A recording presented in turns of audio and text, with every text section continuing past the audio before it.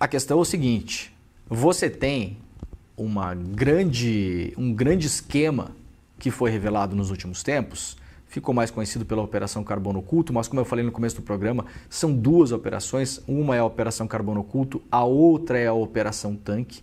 A Operação Tanque ela começa no Paraná justamente por conta de algumas desconfianças em cima desse personagem Beto Louco, em relação ao que parecia na época uma questão de enriquecimento ilícito. A polícia começa a puxar o fio e começa a descobrir muitas outras coisas. Muitas outras coisas virão também. Agora, a importância dessa história é o seguinte, esse esquema todo que envolve, de novo, segundo as investigações policiais, lavagem de dinheiro via fintechs e fundos de investimento na Faria Lima, da ordem de bilhões de reais, apenas os que foram descobertos, Vivi. Quando você descobre uma organização criminosa, você consegue pegar um pedaço do que está acontecendo. A gente está falando de dezenas de bilhões de reais que estão sob suspeita, não é tudo. Não é tudo. A gente pode começar a imaginar que esses dezenas de bilhões de reais são centenas de bilhões de reais. O que é que acontecia? Esse grupo criminoso, segundo as investigações, ele tomou conta da cadeia de combustíveis, uma parte da cadeia de combustíveis no Brasil. Também muito por conta da privatização e da venda de partes da Petrobras. Vamos voltar um pouco no tempo, isso é importante para as pessoas lembrarem. A Petrobras tinha um mote no Brasil que eles falavam que era da perfuração até o posto de gasolina, né? Então a Petrobras, ela pegava tudo, ela fazia lá a prospecção e entregava o combustível no posto. No meio disso tem todo o transporte, refino, tem todas essas questões. Como esse mercado foi sendo desmontado, né? Começou a ser desmontado anos atrás e terminou quase de ser totalmente desmontado pelo senhor Paulo Guedes, o crime organizado se infiltrou nesse mercado. Abriu-se a brecha para o crime organizado se infiltrar. E eles se infiltraram do álcool, das usinas de álcool até o posto, e na gasolina da importação, passando pelo refino até o posto. Certo? Esse era o grande esquema. No meio do caminho, existia uma série de procedimentos criminosos. Entre eles, a adulteração de combustível, com o metanol, como a gente viu, golpe para você não pagar imposto de estado para estado, né? Golpe em cima de isenções fiscais, uma série de procedimentos que a gente já explicou aqui, a polícia já explicou. Qual seria a próxima fronteira desse grupo criminoso, segundo as fontes que a gente ouviu? O mercado de gás, de botijão de cozinha.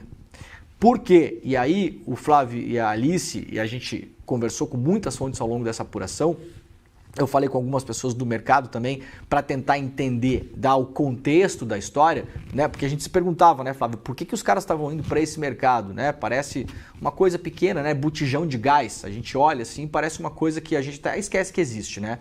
O que explicam os executivos desse mercado, Vivi?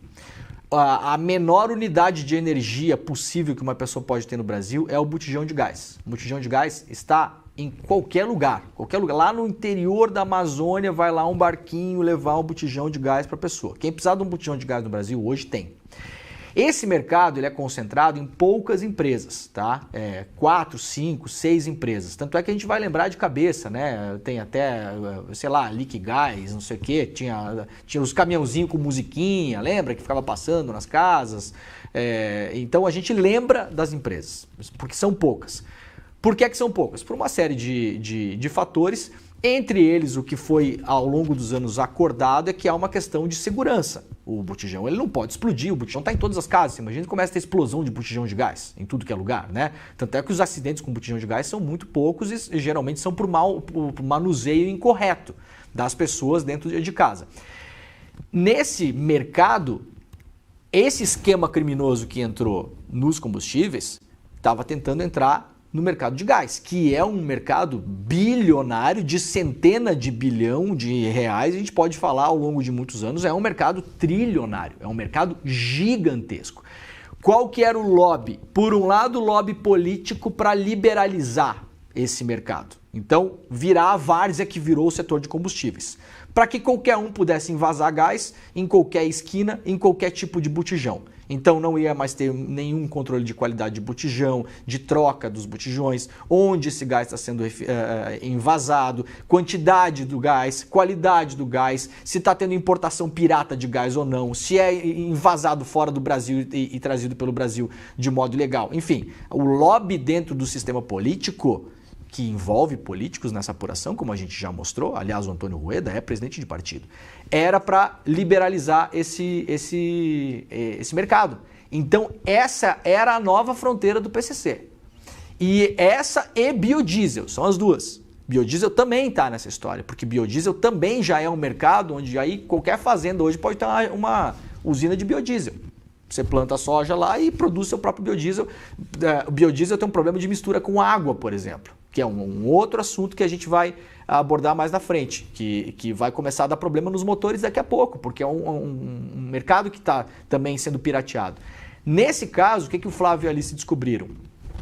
No Paraná já existia um laboratório da maneira como o crime organizado ia atuar em relação a isso. Eles estavam de modo com uma liminar, né, com uma decisão provisória, e aí há de se investigar também porque é que isso foi dado, porque é óbvio que essa liminar não poderia estar acontecendo, não é assim em nenhum outro estado da federação, aconteceu só ali de modo muito concentrado. Talvez a gente descubra no futuro os motivos pelos quais isso aconteceu lá, especificamente no Paraná, que é onde a Operação Tanque investiga também essas questões, e os caras estavam invasando no mercado que eles não poderiam invasar. E aí a história que o Flávio contou. Isso começou a preocupar o setor, começou a aparecer um monte de botijão com outras marcas que não eram as marcas que estavam colocando gás dentro, e aí você perde controle de qualidade, você não sabe o que está sendo usado ali, você não sabe se os botijões estão em condição de serem utilizados ou não, se eles não podem ter algum problema, explodir, acidente doméstico, porque basicamente era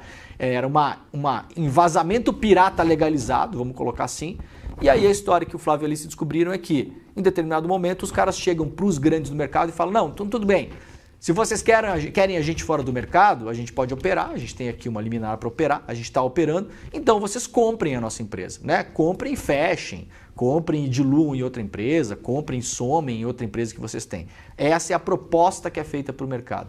E nessa proposta, durante essa negociação, aparece, segundo 3 fontes ouvidas pelo ICL, o senhor Antônio Rueda, junto com o Beto Louco. E aí, Flávio, só para explicar, porque na primeira vez tem aquela má vontade de sempre, né? Fonte anônima, eu vou falar de novo aqui. Não é um garçom de churrascaria que um dia a gente estava comendo e passou, né, Flávio, cortando a picanha e falou, parece que o senhor Rueda... Não é isso, tá, gente? Eu sei que assim, eu me sinto até constrangido de explicar para colega jornalista isso, mas eu sei que não é por... Eu sei que não é por desconhecimento, muitas vezes é só por má vontade ou falta de caráter. Fonte anônima mesmo, né? É porque essas... É má fé, exatamente. Essas pessoas não querem aparecer porque nós estamos lidando com uma organização criminosa. E é compreensível que alguém não queira colocar o seu nome publicamente envolvido numa questão como essa. Então, nós falamos com 3 fontes do setor, 3 fontes independentes que confirmaram a mesma história. E nós temos a ligação e a comprovação documental desses foragidos com as empresas. Então a matéria, para quem quiser ler, está publicada no site do iclnoticias.com.br.